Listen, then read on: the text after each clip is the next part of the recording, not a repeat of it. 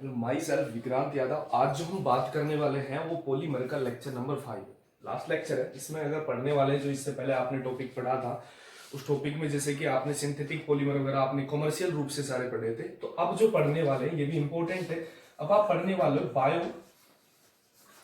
Degradable and non bio degradable polymers. अब आप दो टाइप के पॉलीमर और पढ़ने वाले हो, एक तो बायोडिग्रेडेबल और एक नॉन बायोडिग्रेडेबल। देखो दोनों में डिफरेंस क्या होता है। डिफरेंस ये चीज है, आपने अगर यहां से एक बायोलॉजिकल वर्ड शुरू हो रहा बायो, दोनों में बायो वर्ड है, दूसरे डिग्रेडेबल। डिग्रेडेबल वास्तव में अगर इसकी मीनिंग की बात करें तो एक चीज का मतलब डिकम्पोज होना, किसी चीज को डिस्पोज करना। जैसे कि बात करें, आपके दो टाइप के पॉलीमर होते हैं। जैसे कि बात करो, एक प्लास्टिक पॉलीथीन भी आपकी एक पॉलीमर है। पॉलीमर के अगर डिकम्पोज के तरीके से देखें, अगर आपको मिट्टी में दबाया जाए, उसे पानी में डाला जाए, तो किसी तरीके से उसे डिकम्पोज नहीं किया जा सकता। आपको पता आज के दिन इन्वायरमेंटल एक पोल्यूशन के थ्रू भी उसका बेसिस के उसको देखा जा रहा है। तो ऐसा जो पॉलीमर कोई भी हो जिसको डिकम्पोज बैक्टीरियल प्रॉपर्टी तरीके से मिट्टी में दबा के कैसे उसको डिकम्पोज ना कर पाए, तो ऐसे जो पॉलीमर होते हैं नॉन बायोडिग्रेडेबल पॉलीमर कहलाते हैं, जिन्हें किसी भी तरीके से डिकम्पोज नहीं किया जा सकता। किसी तरीके, अगर जैसे आप प्लास्टिक है, प्लास्टिक को मिट्टी में दबाते हो तो वो डिकम्पोज नहीं होता, बैक्टीरियल द्वारा छोटे छोटे टुकड़ों में नहीं टूटता है। जैसे एक इंसान की अगर बॉडी है, उसे मिट्टी में दबा दें तो गल जाती है। मतलब वो अगर जो गल जाती है, अगर एक इंसान को हम एक पॉलीमर माने तो वो ऐसा पहले पॉलीमर क्या बोला जाएगा, बायोडिग्रेडेबल। जो बायोलॉजिकल तरीके से डिकम्पोज हो जाए तो वो तो होते हैं बायोडिग्रेडेबल पॉलीमर बोले जाते हैं। जो डिकम्पोज नहीं होते वो कौन से बोले जाते हैं, आपके नॉन बायोडिग्रेडेबल पॉलीमर बोले जाते हैं। जैसे कि आपने पढ़ा पॉलीथीन पढ़ा है, आपने पीवीसी पढ़ा है, तो ये जो पहले जो पढ़ के synthetic polymer, mostly all synthetic polymer जो बायोडिग्रेडेबल पॉलीमर होते हैं, मिट्टी में दबाए कैसे भी दबाए ये डिकम्पोज नहीं होते हैं। तो इनके बारे में हम पढ़ चुके हैं। इनके कुछ एग्जाम्पल, हम किसके बायोडिग्रेडेबल के एग्जाम्पल पढ़ेंगे। भाई इनके एग्जाम्पल तो पढ़ लिए हैं, होते क्या ये बता दिया। तो सबसे पहले जो इसका सबसे पहला एग्जाम्पल अगर हम पढ़ने वाले हैं, भाई पहला एग्जाम्पल जो होता है पॉलीलैक्टिक एसिड। पॉलीलैक्टिक एसिड ये भी एक पॉलीमर, इसको शॉर्ट फॉर्म में यहां से पॉली से एल और इसको एसिड से पीएलए भी बोलते हैं। पॉलीलैक्टिक एसिड क्या होता है, इसमें भाई ये वाली टर्म्स होती है। अगर बात की जाए COOH, इसे बोलते हैं आपका जो आपकी जो पॉलीमर यूनिट है लैक्टिक एसिड बोला जाता है। भाई ये पॉलीमर जो यूनिट है आपकी, भाई यहां से पॉलीलैक्टिक, ये आपको मोनोमर यूनिट तो दिख रही है कौन सी भी, लैक्टिक एसिड। अगर इसका अब आपको पता है पॉलीमराइजेशन होगा तो भाई एक साइड तो आपने OH दिख रहा है, क्योंकि इसमें पाई बॉन्ड वाला सीक्वेंस तो है नहीं, मल्टीपल फंक्शनल ग्रुप है। मल्टीपल फंक्शनल ग्रुप वाले इनकी नोमेनक्लेचर में हम पढ़े बताएंगे। इसमें OH दिख रहा है, इधर H दिख रहा है। एक साइड अगर बात है OH निकालोगे तो एक साइड क्या निकाल रहे हो आप, H निकाल रहे हो। बस ऐसा करना, एक साइड भी अगली भी सेम यूनिट, एक तो ये मोनोमर यूनिट सेम यूनिट इसके आगे होगी, अगर वो आगे वाली यूनिट का H निकल रहा होगा तो इस वाली यूनिट का क्या निकल रहा होगा, OH। ऐसे इसके पीछे जो यूनिट होगी उसके इस साइड से हम भाई राइट साइड से OH निकाल रहे हैं, तो उसके राइट साइड से क्या निकल रहा होगा, इस साइड से लेफ्ट से इसका H निकल रहा होगा। H2O बाहर हो रहा होगा और बनेगा क्या, सिंपली दिखना भाई यहां से H गया, O के बाद क्या आपका भाई CH, साइड में CH3, C double bond O। और ये कब तक, क्योंकि OH तो यूनिट के साथ जा चुका है, ये कब तक जुड़ता हुआ चलेगा, जब तक इसकी यूनिट क्या हो जाए N। ये आपका लैक्टिक एसिड, तो ये पॉलीलैक्टिक एसिड होना चाहिए। क्लियर है।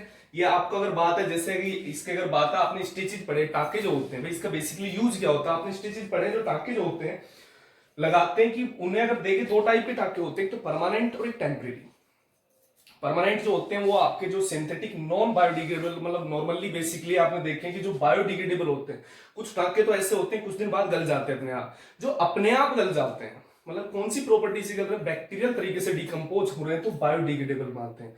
जो परमानेंट वाले होते हैं, जो खराब नहीं होते, जिन्हें की हटवाना पड़ता है डॉक्टर से जाके, वो ऐसे जो सिंथेटिक पॉलीमर होते हैं नॉन बायोडिग्रेडेबल होते हैं।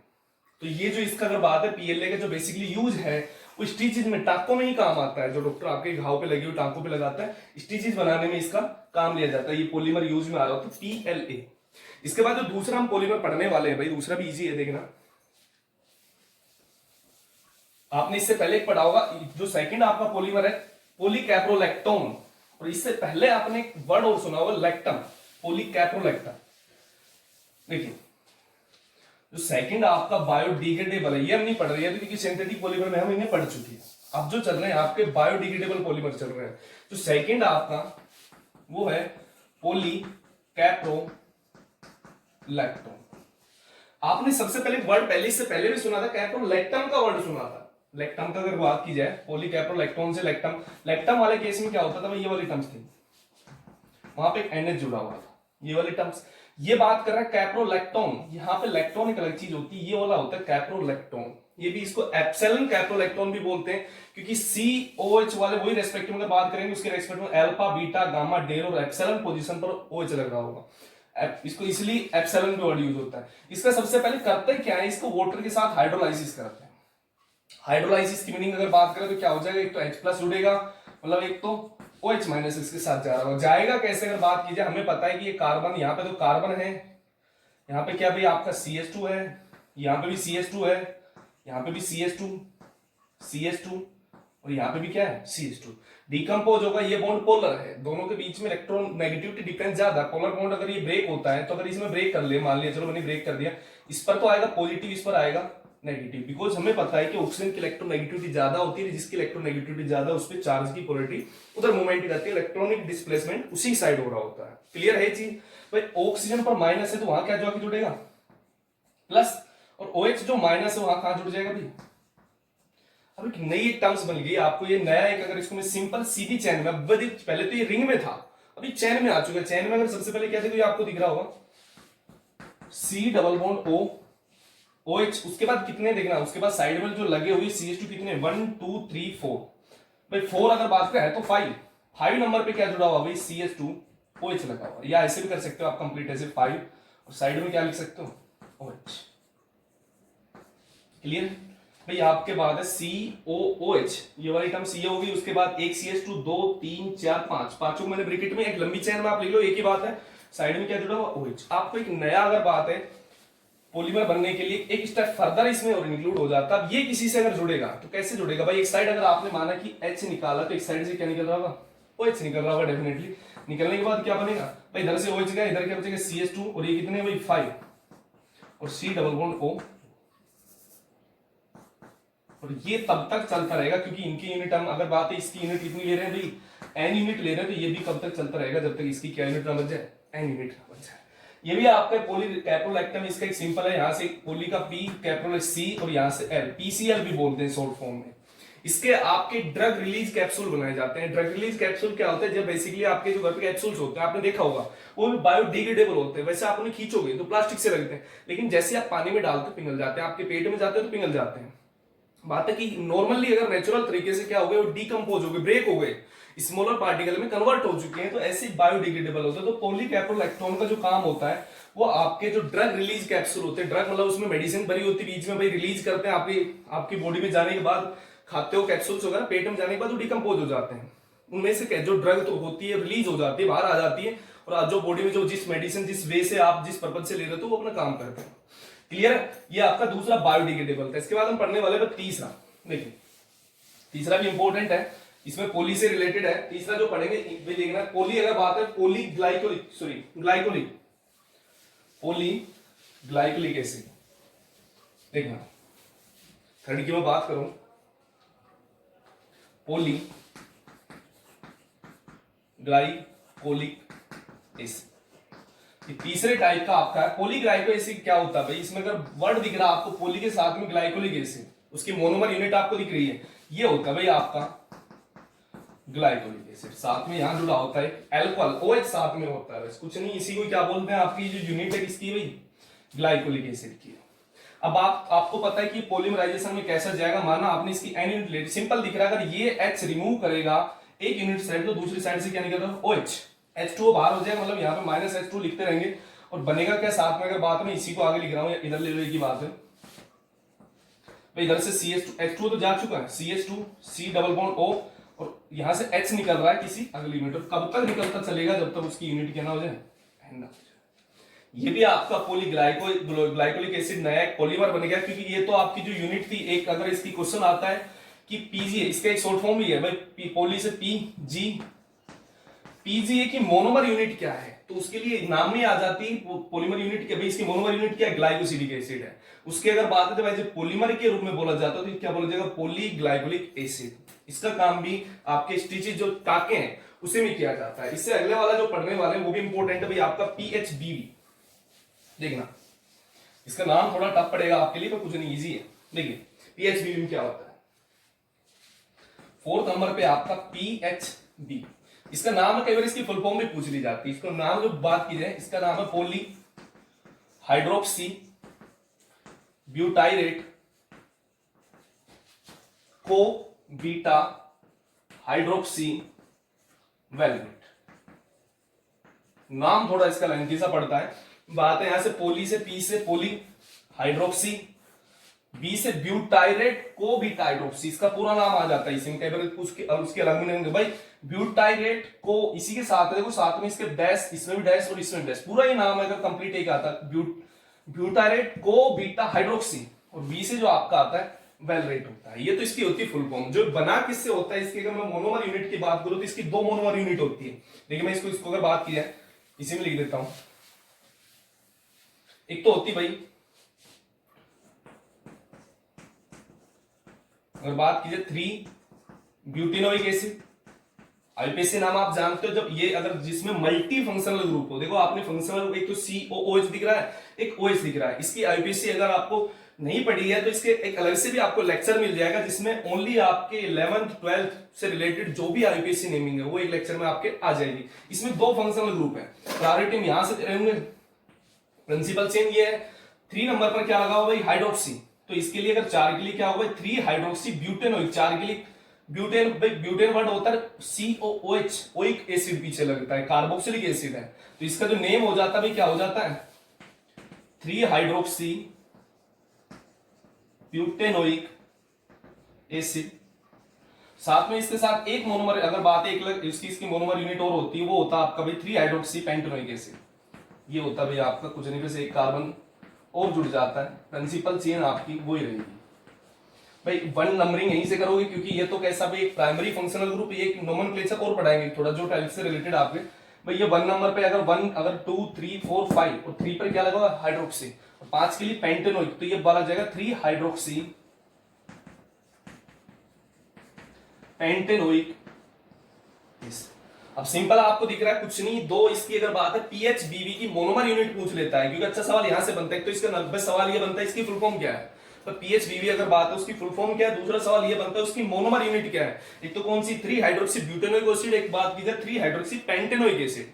भाई दूसरी फिर इसके पूछ ले कि पॉलीमर कैसे बनेगा, कुछ नहीं भाई। अगर ये एक साइड से अगर H निकल रहा है, तो एक साइड से भाई अगर बात करो यहाँ एसिडिक फॉर्म ये H निकाल दिया, तो दूसरी साइड से क्या निकलेगा, OH निकलेगा। सेम इस साइड से H, तो इस साइड से क्या निकल रहा है OH, मतलब H प्लस OH माइनस अगले वाले का OH, अगले से सॉरी, अगर आप इसका OH H निकाल रहे हो तो उसका क्या निकल रहा होगा, H ही निकलता हुआ चल रहा होगा भाई। इस वाले हिस्से का OH H निकाल रहे हो तो अगले वाले का भी H, इस साइड वाले का OH तो इस साइड वाले का भी क्या निकाल रहे हो OH। अगर आपने मान लिया आपने ये H निकाल दिया तो यहां से आप OH निकालोगे, फिर इसका भाई यहां से OH निकाला तो यहां से H निकालोगे, तो उसका क्या निकाल रहे हो OH निकालोगे। दोनों में से एक टर्म्स करनी, कोई भी आप कर सकते हो।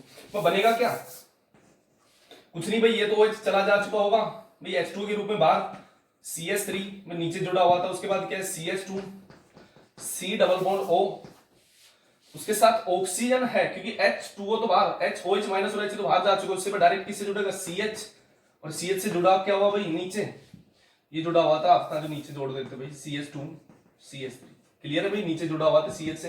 बाकी ये as it is C double bond O, और ये H किसी अगली यूनिट के साथ बाहर, और ये कब तक जुड़ता चलेगा, इसकी भी N यूनिट इसकी भी N यूनिट, तो ये कब तक जुड़ता चलेगा, जब इसकी भी कितनी हो जाए N यूनिट। इसी को ये आपका जो पॉलीमर होता है ये बोला जाता है PHBB बोला जाता है, पॉली हाइड्रोक्सी ब्यूटाइरेट को बीटा हाइड्रोक्सी वेलरेट बोला जाता है, इसकी जो फुल फॉर्म है। तो ये भी एक इंपॉर्टेंट पॉलीमर है, इसका नाम पूछ लिया जाता है, बस नाम थोड़ा टफ है। दूसरी इसकी मोनोमर यूनिट पूछ सकता है, क्लियर है भाई। इसके बाद जो अगला पढ़ने वाले हैं, और ये भी जो काम आता है आपका ड्रिग रिलीज के काम आता है, ड्रिग रिलीज कैप्सूल बनाने के काम आता है। ये अगला भी इंपॉर्टेंट है भाई, नायलॉन 2 और नायलॉन 6। देखिए इजी है, पहले भी आप इसके बारे में थोड़ी नायलॉन्स के बारे में पढ़ चुके हो। जो आपका 5th नंबर पे आता है nylon 2 nylon 6 polymer.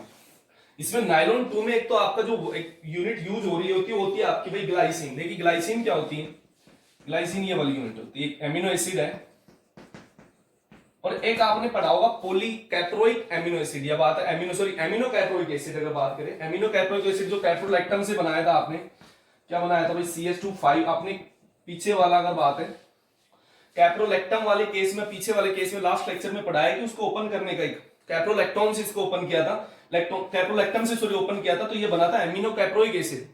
Caproic acid और साथ में अगर बात करें ग्लाइसिन का जब यूज करते हैं भाई कुछ नहीं, इसका अगर बात है इसको मैं ऐसे लिख सकता हूं, यहां पे NH2 का अगर एक H मैं ऐसे लिख सकता हूं, तो यहां से क्या निकलेगा H2O भाई, NH2 में से क्या निकल रहा होगा अगली यूनिट के साथ H, और इसमें अगर बात करें COH को ऐसे लिख दूं, अगर आप यहां से क्या निकाल रहे हो OH, सॉरी सही है, तो ये भी अगली यूनिट, अगर अगली यूनिट के NH2 के साथ क्या निकाल रहा होगा H साथ, OH इसका अगली वाली यूनिट का H, H2 बार OH minus H plus H2 बार, कंटिन्यू होगी क्या चल रहा होगा, इधर से मिलेगा आपको NH CH2 C double bond O, यहां डायरेक्ट किससे जुड़ेगा NH से, CH2 5 और ये C डबल बॉन्ड O, और ये OH अगले से बाहर हो जाएगा। कब तक जुड़ता चलेगा, जब तक इन दोनों की माना इसकी भी यूनिट N ली थी, इसकी भी N ली थी, तो कब तक जुड़ता चलेगा N यूनिट, और कितने H2 साथ में क्या निकलते चलेंगे NH2O निकलते चलेंगे। क्लियर है। अब इसको नाइलॉन 2 और नाइलॉन 6 क्यों कहा गया भाई, इसकी अगर बात है, इसकी मोनोमर यूनिट पूछी जाती है। नाइलॉन 2 और नाइलॉन 6 की अगर बात करें मोनोमर यूनिट क्या है, एक तो ग्लाइसिन है और एक एमिनो कैप्रोइक एसिड है। तो इसमें अगर बात है ग्लाइसिन में आपको दिख रहा होगा एक कार्बन दो कार्बन, इसलिए इसको नाइलॉन 2 बोला जाता है भाई। यहाँ पे पीछे हमने पहले बताया नाइलॉन एक पॉलीएमाइड श्रृंखला की, अगर पॉलीएमाइड ग्रुप जिसमें होता है उसके लिए तो वर्ड यूज किया जाता है क्या भाई, ये एक एमाइड तो कब होता है, एमाइड फंक्शनल ग्रुप तो ये होता है, लेकिन जब ये किसी पॉलीमर के रूप में होता है तो यहां से पॉलीएमाइड वर्ड यूज किया जाता है, जिसमें अगर बात है CONH, जिसमें पॉलीएमाइड ग्रुप को तो उनके लिए वर्ड यूज होता है नाइलॉन। और यहाँ पे जो नंबरिंग होती है नंबर ऑफ कार्बन उनकी मोनोमर यूनिट में कितने हैं, तो इसकी पहले में कितने थे, एक कार्बन दो कार्बन, 2 वर्ड है। दूसरा साथ में पॉलीकैप्रोइक एसिड में एक तो कार्बन और 5 कार्बन ये रहे 6, इसलिए नाइलॉन 2 और नाइलॉन 6 बोला जाता है।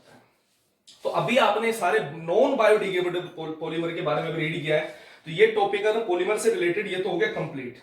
इसके बाद जो आपका चलता है इंपॉर्टेंट है, जहां से न्यूमेरिकल दुनिया के किसी भी केमिस्ट्री का कोई भी एग्जाम हो वहां से देख के गए, बड़े से बड़ा एग्जाम हो या छोटे से छोटा एग्जाम हो, IIT जेई की बात करें, नीट की बात करें, ट्रिपल ई की बात करें, आप नेट सेट गेट अगर बात करें, बार टीफर एक्सेट्रा, कोई भी RU BHU IIT जैम कोई भी एग्जाम की आप बात करें, तो इस मोलिकुलर अगर जो टॉपिक आपका चलने वाला है मोलिक्यूलर मास ऑफ पॉलीमर, इस टॉपिक से सवाल पक्का मिलेगा।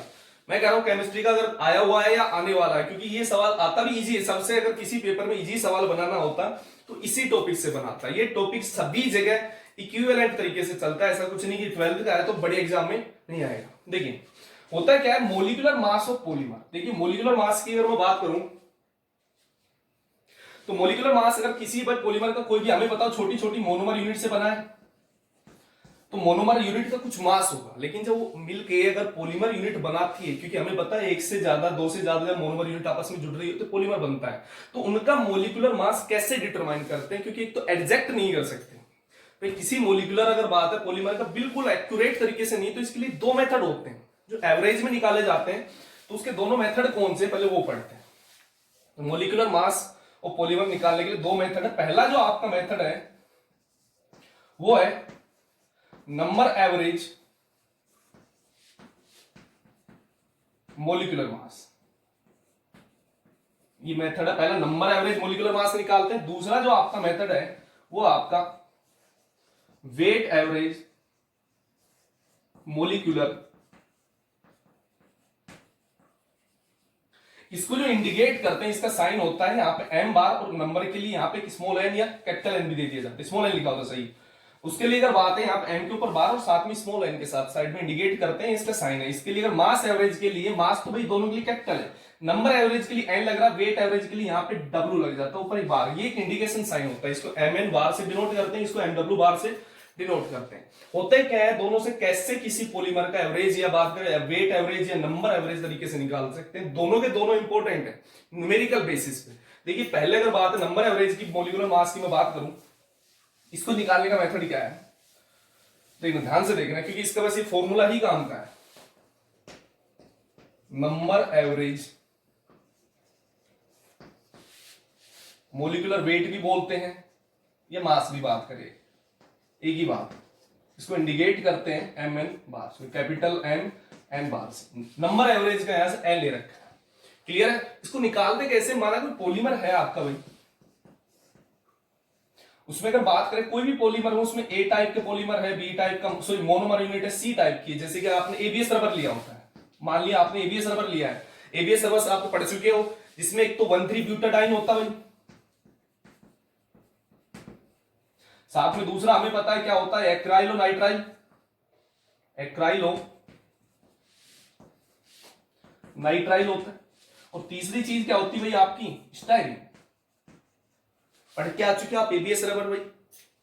तो तीन तीन अलग अलग टाइप के जैसे उसमें मोनोमर है, तो माना कि उसमें भाई अब पॉलीमर जो होगा इनकी हजारों संख्या होगी। माना इसकी संख्या 1,3 ब्यूटा, एक पॉलीमर में 1,3 ब्यूटा जिसे हम ए कह रहे हैं, उसकी संख्या मान ली हमने कितनी, N1 मान ली।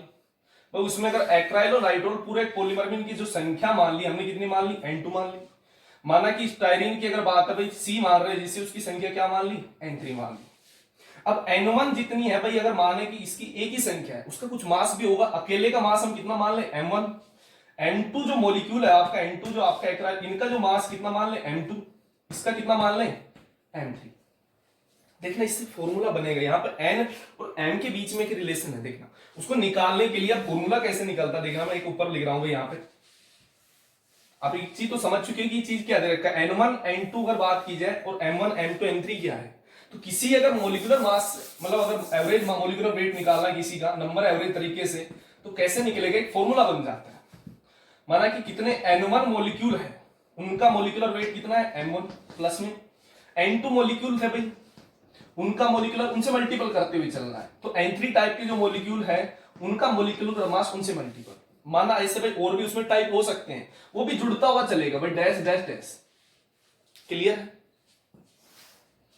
बात की जाए अगली यूनिट अगर बात है, उसके रेशियो में उनका भाग दिया जाता है, कितने नंबर ऑफ मॉलिक्यूल उनका सम, मतलब N1 प्लस में N2 प्लस में N3, और अगला भी ऐसे ही जुड़ता हुआ चलेगा। मतलब उसमें 4 टाइप के होते हैं या 5 टाइप के होते हैं, जुड़ते हुए चलते, कितने पॉलीमर में कितने number of type of molecule है उसमें, या टाइप ऑफ मोनोमर यूनिट है, वो चीज N1 N2 N3 को डिनोट करती है।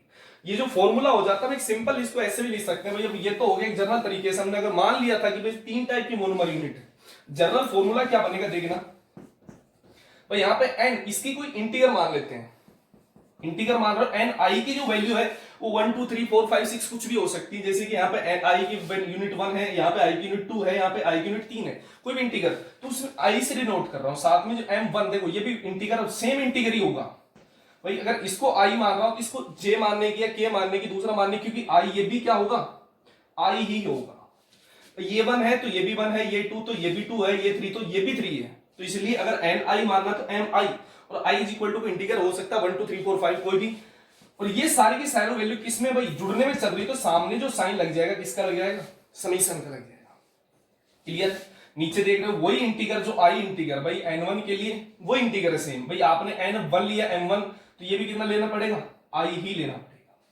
क्लियर है? और इसके सामने भी क्या लग जाएगा, समीशन लग जाएगा, क्योंकि ये वैल्यू भी जुड़ती हुई चलेगी, जितनी i की वैल्यू है सेम उसी टाइप से जुड़ती हुई चलेगी। अब मान लिया आपने एक अगर सिंपल फॉर्मूला वही अगर जैसे मैं बात कर रहा हूं, ये मेन फॉर्मूला हो जाता है, सबसे इंपॉर्टेंट फॉर्मूला है, जिससे बहुत सारे न्यूमेरिकल होते हैं। जैसे कि अगर वो कोई भी आपको दो एक पॉलीमर दे दे, उसमें बोले कि भाई 2 टाइप की मोनोमर यूनिट है, उनका मोलिकुलर मास दे दे, मतलब एक तो ए टाइप की मोनोमर यूनिट है, दूसरी बी टाइप की है भाई। इसके नंबर ऑफ मोलिक्यूल मान ली हमने कितने, N1, इसके नंबर ऑफ मोलिक्यूल मान ली N2, उनका जो मोलिकुलर वेट है भाई इसका मान लिया M2, सॉरी N1 है तो ये M1, ये M2 है तो इसका मान लिया M2।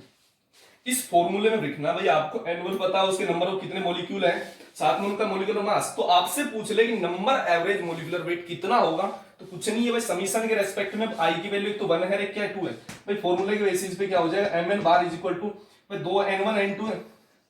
n1 फॉर्मूले के अकॉर्डिंग i की वैल्यू मिलेगी, तो उसी के साथ क्या लगेगा m1 प्लस में समीशन चल रहा है, दोबारा से i की वैल्यू इसमें क्या भाई n2 और m2 साथ में, और साथ में नीचे क्या चलेगा n1 प्लस में। ये फॉर्मूला कब हो जाएगा, जब उसमें अगर मान लिया कि 2 वैल्यू आपको दे रखी, 3 वैल्यू दे रखी होगी, तो साथ में भाई यहाँ पे क्या हो जाता n3 m3, और नीचे क्या जुड़ जाता भाई आपका n3। ऐसे कंटिन्यू चलता रहेगा जितनी उसमें मोनोमर यूनिट दे रखी है, जितने उसमें नंबर ऑफ मॉलिक्यूल दे रखे हैं आपको, जो सैंपल पॉलीमर आपको दे रहा होगा सवाल। क्लियर है? ये तो आपका पहला मेथड होगा, ये फॉर्मूला आपका इंपॉर्टेंट है, जो कि आपको याद रखना होता है। क्लियर है? दूसरी अगर मैं बात करूं, दूसरा आपका टाइप जो मेथड चलता है, एक तो नंबर एवरेज, दूसरा कौन सा भाई, वेट एवरेज का तरीका। वेट एवरेज मोलिकुलर वेट को किस चीज से भाई, एम डब्ल्यू बार से इंडिकेट करते हैं। इसमें थोड़े से फॉर्मूले में चेंज हो जाता है, वही अगर बात है एम डब्ल्यू बार के रेस्पेक्ट में अगर बात है कि एन1 मोलिकुलर तो उसी का मास स्क्वायर में चलता है। जैसे अगर दो टाइप की मान ले भाई आपका N2 तो उसी का मास स्क्वायर में सेम, अगर तीन टाइप के उसमें मोनोमर है तो N3 स्क्वायर, और जब तक चलता रहेगा जितने टाइप की यूनिट है। और साथ में अब वहां पे देखना एक चीज और है, वहां पे हमने यहाँ पे स्क्वायरिक में नहीं था तो नीचे ओनली n1 आ रहा था, अभी स्क्वायरिक में साथ में उसके m1 भी रहेगा। इस फॉर्मूले में m2 प्लस में जितनी यूनिट है वही n3, और जब तक चलती रहेगी जितनी यूनिट उसमें अवेलेबल है। अब एक चीज इसका एक जनरल फॉर्मूला और बन जाता है भाई, उसमें मान लिया कि भाई एक पॉलीमर है जिसमें तीन टाइप के पॉलीमर थे, तीन टाइप के सॉरी मोनोमर यूनिट थे, उनका मास है जो m भाई पहला जो मोनोमर यूनिट है n1 जिसके मोलिक्यूल उनके सेम टाइप के, उनके m1 मास है, उनका स्क्वायर कर दिया। n2 टाइप के जो मोलिक्यूल उनका m2 मास के साथ स्क्वायर मल्टीपल कर दिया। तीसरे n3 टाइप का उनका जो मास है उनको स्क्वायर फॉर्म में रख लिया। नीचे उसी के रेस्पेक्ट में उनका मल्टीपल ले रहे नंबर ऑफ मोलिक्यूल साथ में उसका मास के साथ। अब एक जनरल फॉर्मूला क्या बन जाता है देखना भाई, जनरल अगर बात है कि आई की वैल्यू सेम देना एन आई, और साथ में ये भी m के साथ आई की वैल्यू भी किस में रहेगी भाई, सेम रहती, साथ में उसी का क्या रहता है, सभी में स्क्वायर सेम चलेगा, और ये वैल्यू भी सारी जुड़ती हुई चल रही तो क्या लगेगा, समीशन। नीचे भाई अगर बात है ये भी एन आई ओनली मल्टीपल है दोनों आपस में, साथ में ये भी जुड़ती हुई चल रही है तो क्या लग जाएगा भाई, समीशन। दूसरा फॉर्मूला ये हो जाता है, ये फॉर्मूला किसके लिए अप्लाइड होता है भाई, वेट एवरेज मोलिकुलर वेट के बराबर होता है। ये दोनों फॉर्मूले इंपॉर्टेंट है, दोनों फॉर्मूले अप्लाई कैसे करने हैं आपके न्यूमेरिकल भी एक दे रखा है जिसे मैं बताने वाला हूं। उससे पहले एक चीज हो आएगी भाई, इन दोनों में डिफरेंस क्या है, दोनों का मतलब क्या है, दोनों को अलग अलग क्यों पढ़ते हैं, कब पढ़ते हैं, ये चीजें पढ़ेंगे। ये फॉर्मूला मेन इंपॉर्टेंट है, दोनों चीज मेन, सबसे मेन बेसिस है कि फॉर्मूले आपको याद करने हैं। देखना इसमें एक वर्ड आएगा पीडीआई, पीडीआई की जो मीनिंग होती है अभी देखना एक बार, पॉली डिस्पर्सिव या पॉली डिस्पर्सिटी भी बोलते हैं, पॉली डिस्पर्सिव इंडेक्स। देखना क्या होता है पॉली डिस्पर्सिव इंडेक्स, क्या होता है कि जो मास एवरेज आपने सबसे पहले एक तो नंबर एवरेज, अगर पीडीआई इसको बोलते हैं, पीडीआई भी बोलते हैं, पॉली से पी, डिस्पर्सिव से डी, इंडेक्स से आई। ये जो रेशियो होता है मास एवरेज और नंबर एवरेज, जो आपका मोलिकुलर वेट है, उन दोनों का जो रेशियो होता है वही क्या होता है, पीडीआई बोला जाता है, जिसे बोलते हैं पॉली डिस्पर्सिव इंडेक्स या पॉली डिस्पर्सिटी इंडेक्स, एक ही बात होती है। इसका मतलब क्या होता है, अगर बात की जाए कोई ऐसा पॉलीमर है जो सेम टाइप मोनोमर यूनिट से बना है, ध्यान से ढूंढना क्योंकि मेन चीज यही है, सवाल बनता भी अच्छा यही से कि कोई भी ऐसा पॉलीमर है जो सेम टाइप मोनोमर यूनिट से बना है, उसको बोलते हैं मोनो डिस्पर्स्ड पॉलीमर। ध्यान से सुनना भाई, ये चीज मेन है। दूसरा, अगर सेम टाइप यूनिट से नहीं बना, डिफरेंट टाइप यूनिट से बना है, तो उसके लिए आएगा भाई पॉली डिस्पर्स्ड पॉलीमर। अभी आपने पढ़ा है कि दोनों टाइप के अगर बात है बेसिस पे कि पीडीआई, मैंने सबसे पहले कहा अगर सेम किसी पॉलीमर में same type of monomer unit हो तो ऐसे टाइप का पॉलीमर आपका मोनो डिस्पर्स्ड पॉलीमर बोला जाएगा। तो मोलिकुलर बेसिस की अगर बात, मोलिकुलर मास के बेसिस की बात कर रहे हैं, आपका होमो और हेटेरो वो भी सेम केस है। अगर डिफरेंट टाइप मोनोमर यूनिट से बना है तो वो बोला जाएगा पॉली डिस्पर्स्ड पॉलीमर, जिसे हेटेरो पॉलीमर भी बोलते हैं। अगर बात की जाए मोनो डिस्पर्स्ड पॉलीमर यूनिट के लिए जो पीडीआई की वैल्यू, ध्यान से देखना भैया चीज, पीडीआई की जो वैल्यू होती है वो होती 1 होती है।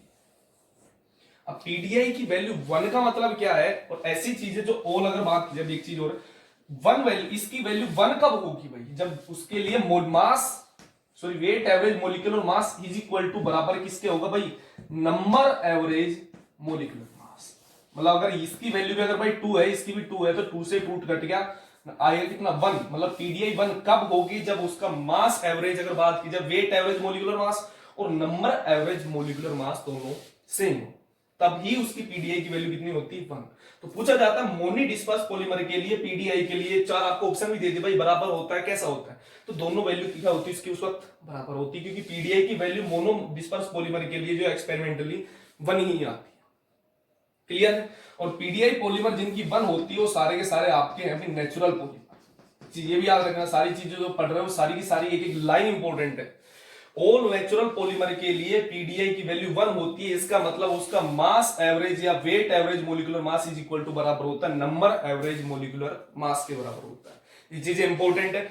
जबकि बात करें पॉली डिस्पर्स, अगर बात है पॉली डिस्पर्स पॉलीमर की अगर बात करूं, इनके लिए जो पीडीआई की जो वैल्यू होती है वो ग्रेटर देन होती है 1 होती है, ग्रेटर देन 1 होती है। अब खुद सोचिए कि ग्रेटर देन 1 कब होगी इन दोनों में से, अगर ये वैल्यू बड़ी होगी या ये वैल्यू बड़ी होगी। अगर मानना ये 2 है 1 है, तब ही पीडीआई की वैल्यू 1 से ज्यादा आ सकती है, 1 से ज्यादा होगी, ग्रेटर देन 1 ही रहेगी।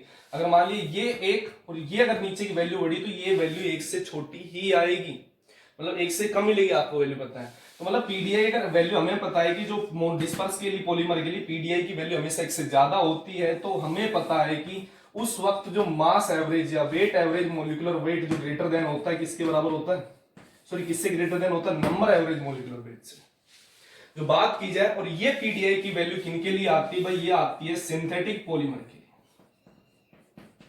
एक चीज ध्यान से सुनना, यही चीज आपकी ये जो भी जो पॉली डिस्पर्सिव इंडेक्स से सवाल बनता है, अच्छा सवाल बनता है नीट से रिलेटेड, जेई से आईआईटी जेई, बहुत इंपॉर्टेंट है। और भी मैं कह रहा हूं सारे जो आपके बड़े बड़े एग्जाम्स हैं, आपके हायर ग्रेजुएशन पीजी ग्रेजुएशन तक भी यहां से सवाल आते हैं, बिल्कुल इजी आते हैं। तो मोनो डिस्पर्स जो पॉलीमर होते हैं वो सारे नेचुरल पॉलीमर होते हैं, उनके लिए पीडीआई की वैल्यू 1 होती है। उस वक्त जो mass average sorry weight average molecular mass is equal to बराबर होता है number average molecular mass. Case number second, जो पॉली डिस्पर्स्ड पॉलीमर होते हैं, मतलब जो डिफरेंट टाइप पॉलीमर यूनिट से बने होते हैं, वो सारे सिंथेटिक पॉलीमर हैं, उनके लिए पीडीआई की वैल्यू 1 से ज्यादा आती है, मतलब कि mass average sorry weight average molecular mass greater than होता है किससे, नंबर एवरेज मोलिकुलर मास से बराबर होता है। क्लियर है भाई। तो ये आपने जो भी पढ़ा मोलिकुलर मास हो, अगर उसके 2 फॉर्मूले पढ़े, बस आपको इस चीज से याद कौन सी चीज रखनी है, ये एक फॉर्मूले का तरीका है, मेन 3 चीजें याद रखनी है भाई इसकी। देखना, एक तो आपने जो फॉर्मूला आपने निकाला नंबर एवरेज का, क्या निकाला था, summation sorry N I M I upon, अगर बात है साथ में क्या चला था भाई, समीशन एन आई। एक फॉर्मूला तो ये याद रखना आपको। वेट एवरेज के लिए क्या निकाला था भाई, समीशन एन आई और एम आई का स्क्वायर, साथ में एन आई एम आई, और ये भी किसमें थी, समीशन मतलब जोड़ के साथ। दूसरा फॉर्मूला, तीसरा आपको पीडीआई का जो फॉर्मूला ये होता मास एवरेज का रेशियो, साथ में किसके साथ, नंबर एवरेज के साथ। अगर मोनो डिस्पर्स की बात करें, मोनो डिस्पर्स्ड अगर पॉलीमर की बात करें, तो पीडीआई की वैल्यू हमेशा कितनी आती है, 1 के बराबर। और किसके बात करें, पॉली डिस्पर्स की बात करें, तो उसके लिए पीडीआई की जो वैल्यू आती है वो कितनी आती है, ग्रेटर देन 1 आती है। अगर 1 आती है तो हमें पता है कि इन दोनों के एम डब्ल्यू बराबर होगा किसके, एम एन के, और पीडीआई की वैल्यू 1 से ज्यादा आती है तो एम डब्ल्यू ग्रेटर देन होगा किसके, एम एन के होगा। आपको पता है ये वाली वैल्यू जब बड़ी होगी, ये छोटी होगी, तभी पीडीआई का मान जो उनके दोनों का एवरेज निकालेंगे 1 से ज्यादा आ रहा होगा। क्लियर है। इससे देखिए न्यूमेरिकल आता है, एक सिंपल न्यूमेरिकल है, और एक ही न्यूमेरिकल इन चीजों में बनता है, और सबसे सिंपल आता है। किसी भी एग्जाम में आप ट्राई करना, सबसे सिंपल एग्जांपल जो मिलेगा आपको मोलिकुलर मास से मिलेगा, और अच्छा सवाल होता है। देखिए आपका न्यूमेरिकल क्या है, ये आपका न्यूमेरिकल ना, न्यूमेरिकल में सारी वैल्यू दे रखी, सबसे इजी है। देखिए देख रहे उन्होंने दे रखी, इन्हें पॉलीमर सैंपल दे रखे, the molecular weight of 20 molecule is 20,000 molecule दे रखा है, पहला दे रहे हैं उसने 20 molecule, n1 is equal to उसने दे रखा है 20। उनके लिए एनुअली के लिए उसी का मोलिकुलर मास क्या दे रखा है, मतलब m1 दे रखा है उसका कितना 20,000 दे रखा है। क्लियर, कोमा लगा। मोलिकुलर वेट ऑफ 40 मोलिक्यूल, मतलब दूसरा कोई मोलिक्यूल है वो कितने हैं 40 है, उनका जो मोलिकुलर वेट उसने m1 उसका m2 कितना दे दिया भाई 30,000 दे रखा है। क्लियर, उसी का मास, जिस मोलिक्यूल की बात करें उसी का मास, अगर ये n2 माना तो m2 दूसरी, उसके बाद and molecular weight of 20 molecule, ये कोई तीसरे मोलिक्यूल अलग है, उनका कितने मोलिक्यूल 20, उनका मोलिकुलर वेट कितना दे दिया उसने 40,000। कुछ नहीं, उसका मास है sorry weight average molecular mass और नंबर एवरेज मोलिकुलर मास पूछा है, कुछ नहीं दे रखा। आपको फॉर्मूले आपको अच्छे से पता है कैसे हो जाएंगे भाई। अगर सबसे पहले अगर निकाल रहे हैं कौन सा नंबर एवरेज निकाल रहे हैं, तो इसके लिए क्या हो जाएगा अभी n1 आपको पता है, मैं इसके लिए अगर मैं साइड में लिख लेता हूं यहाँ पे, इन्हें देखना, आप ये चीज तो देख चुके हो, मैं डायरेक्ट फॉर्मूले में इन चीजों की गिवन है आपको, ये तो दे रखा था, मैं देखो फॉर्मूले में इसको अप्लाई कर रहा हूं भाई। आपका n1 कितना था आपका भाई 20, भाई फॉर्मूला तो ये हो जाएगा n1 m1 प्लस में N2 क्योंकि 3 टाइप के मॉलिक्यूल दे रखे तो वही चलेगा 3 तक, N3 और नीचे क्या हो जाएगा N1 प्लस में N2 प्लस में N3। क्लियर है? फॉर्मूले N1 कितना भाई आपका 20 और उन्हीं का मॉलिक्यूलर मास कितना दे रखा 20,000। क्लियर? प्लस N2 कितना भाई आपका 40, साथ में उनका मास कितना दे रखा 30,000, प्लस N3 कितने भाई मॉलिक्यूल 20, उनका मास कितना दे रखा 40,000। साथ में N1 कितने थे भाई 20, N2 कितने थे 40, प्लस में N3 कितने दे रखे हैं वापस से वही 20। ये तो आपका क्या निकल गया आगे भाई नंबर एवरेज। और मास एवरेज में कुछ नहीं करना, फॉर्मूला ये हो जाएगा बस इतना सा वैल्यू भाई M1 आपको वैल्यू वही है, इसके साथ में M1, इसके साथ में M2, इसके साथ में M3। भाई यहाँ पे 2 इसका स्क्वायर हो जाएगा, ये हो जाएगा और ये हो जाएगा, साथ में इनके साथ यही वैल्यू बस एक बार गुणा हो जाएगी 20,000 ये इसके साथ। आपको फॉर्मूले में आराम से रख सकते हो, प्लस में 40 के साथ नीचे वैल्यू क्या हो जाएगी भाई 30,000 वो गुना, और साथ में 20 के साथ क्या गुना हो जाएगा 40,000 वापिस से, वो आप क्या निकाल सकते हो वहां से वेट एवरेज। आराम से बस सिर्फ वैल्यू रखनी होती है इन सवालों में, कभी भी कुछ घुमा फिरा के सवाल नहीं देता, सिर्फ वैल्यू रखनी होती है, आंसर निकालने होते हैं, क्योंकि सारा खेल कैलकुलेशन का होता है। ठीक है? इसके अलावा आपसे अगर क्वेश्चन में, चलो ये तो आपके भी दे रखा आपकी बुक में, साथ में दे देगी पीडीआई और बताइए। माना मास एवरेज आपने पहले निकाला, नंबर एवरेज निकाला था mn, उसकी वैल्यू कितनी आ गई माना x, इसकी वैल्यू कितनी आ जाएगी y। हमें पता है कि मास एवरेज के रेस्पेक्ट में अगर नंबर एवरेज का एवरेज लेते हैं तो वही हमारी क्या होती है पीडीआई, वो भी निकाल सकते हैं। अगर ग्रेटर देन 1 आ रही है या 1 से कम आ रही है, इसके केस में ये भी पूछ लेता है कि भाई ये पूछ लेगा कि आंसर पीडीआई निकाल के ये बताइए कि पॉलीमर मोनोडिस्पर्स है या पॉलीडिस्पर्स है। अगर ये वैल्यू 1 आती है तो मोनोडिस्पर्स, 1 से ज्यादा आ रही है तो क्या आएगा पॉलीडिस्पर्स आएगा। किसी भी तरीके से सवाल घुमा सकता है, तो बस यही है कि न्यूमेरिकल आपकी बुक में दे रखा है, और भी अगर आपको मिलते तो सारे इजी मिलेंगे, इसी आधार पे आप कर सकते हो। इसी के साथ आपका वही चैप्टर पॉलीमर कंप्लीट हो जाता है। अगर आपको किसी भी तरीके की प्रॉब्लम है तो सिर्फ कमेंट बॉक्स में डाल दीजिए, कमेंट बॉक्स में आपको अगर कोई भी प्रॉब्लम आती है वो अगले लेक्चर में आपको बता दी जाएगी। क्लियर है?